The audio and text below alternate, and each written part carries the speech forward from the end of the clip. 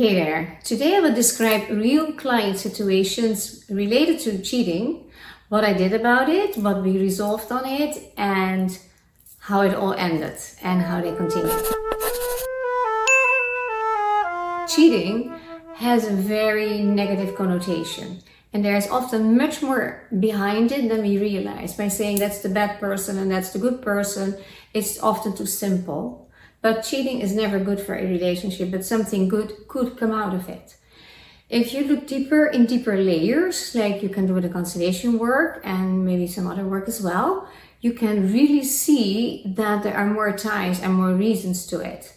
It could be transgenerational, multi-generational, it could be related behavior to collective consciousness that is also inherited. So I will have three examples about that. And the first example is the following. And she found the perfect solution. That's how she called it. I never forget that. The perfect solution was finding a lover. But she felt guilty. She didn't want to do that to her husband. And she actually wanted to be fully present in the relationship, to be vulnerable, to totally embark in it without needing somebody additionally. Her husband didn't know about it, and it was really a complicated situation. It bothered her. But the urge was strong. So then we looked at the constellation. What was the problem? Her family was set up. You start with the parents, the father and the mother. That's the first you usually start to look at, not all the time, of course, and to see if there is something weird going on there or if you find something there. I will show you that. This is how it portrays. The dark red one are representing the father. The green ones are representing her mother. And the blue one is the client, the woman that had the issues, right? You could see in that constellation that the father was totally focused on his daughter, didn't see his wife. The wife was like out of the relationship. She was present, but with her back, looking away, was not really part of it, didn't feel part of it. Some people stay married in such a situation, but the daughter and the father were only focused on each other. In different words, the daughter felt that her father always put her on the pedestal. So that is very important to know that, because that is not a good balance. The marriage comes first between two parents because they're first married, and then the children come, or in a different way. It doesn't matter, but the connection between the parents is there first, and that needs to be honored too. So in here you can see that they are, as a couple, disconnected, and the woman is standing on the wrong place, should be on the left side of the husband, so it's totally dysregulated already, and those two are the culprit, the father and the daughter. So what did we do in that constellation? The father needed to let go of his daughter, and the daughter needed to take her own place as a mature woman, and her father needed to be left with his wife. That was their problem. If their marriage didn't work well, whatever is the culprit there, it doesn't matter. It is not good if a daughter is confiscated in that way. It gave a huge relief to her and a shift she was not imagining. And I met her 5 years later, and she said that she quit pretty quickly with the guy, and it totally resolved. So getting the things back into balance with a constellation could be very effective. But if it would have gone differently, no constellation, you go in therapy, you get to blame you're a bad person because you're cheating, right? You're this, maybe the guy is the problem. There are so many judgments there, and socially it's so harshly judged and not accepted, specifically when it's like done secretly. And in this way, you see, wow, there's often more behind than we can imagine. Now, here comes the second case. Cheating could also be a reason related to inherited trauma and inherited behavior and collective behavior. For instance, in some Latino countries, it is like you're a real man if you are not only loyal with one woman, right? You're a real man is having more than one wife.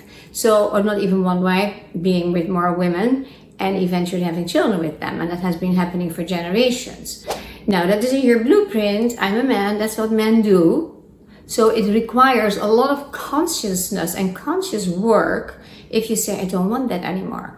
I really want to be loyal to the woman that I'm married to, and I am still a great man and a great guy without having to prove myself to other men that I don't need that. And that is difficult because they often got humiliated and seen as like softy or whatever. So one day a guy came to me in a session privately without his wife, and he had that problem. And he suffered through it because he didn't want to be like that. But he said, I feel drawn and I feel like they look at me if I only stay with her. But I want to change it, but I feel unfulfilled. So we did some work about that, of course, and we had to take out a lot of inherited thoughts and beliefs that stayed in him that were part of his self-image, because it was also more complicated for him. His father did the same thing and he felt so sorry for his mother because he knew that she suffered a lot. Two of his brothers did the same thing and it was like accepted. His grandfathers on both sides actually did the same thing. So regardless of the social construct, there was also the belief in the family, and the suffering was like inherited because that's what you do. This is part of it. So you have also a kind of loyalty to your family. This is what we do in our family, and it's okay. They couldn't divorce. They were Catholic, so hard to divorce for many years. So okay, then you do this. While my client was really happy with his wife and he wanted to show a different example to his children. This was 2 years ago. I saw him last week and he's really free of the whole thing. So it really helped him to look into that and see the family patterns. And he is now more living how he wants to live and how he wants to be. Today we create really different relationships, and according to Eli Frankel, a very well-known American marriage specialist, I would say, psychologist, he says in his research, today the good marriages of yesterday are better, but the average marriages of the past are worse. So food to think about it, because we know the high rate of divorce, and the big group that stays married, the 50% more or less, or stay together, is often not happy either. So work to do. And this is one way, because we carry much more from our ancestors than we ever thought. Here is the next reason, and that is a painful one. If a child at a young age, let's say under the age of 6, loses a father by death or divorce, that in either case he walks away, or he didn't have a choice, because dying is not a choice, right? Then the grief could be so big and not emotionally digested so easily, not with therapy often either, because a child at that age is the center of the universe. And you take it personally, because they have like the childish idea, if my father really loved me, he would have stayed. It's not real.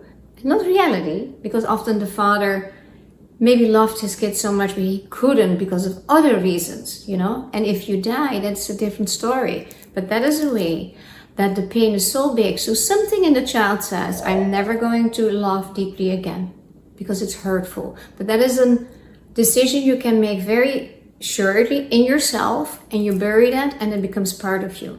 Now this man, I will give him the name Jim, it's a bit easier.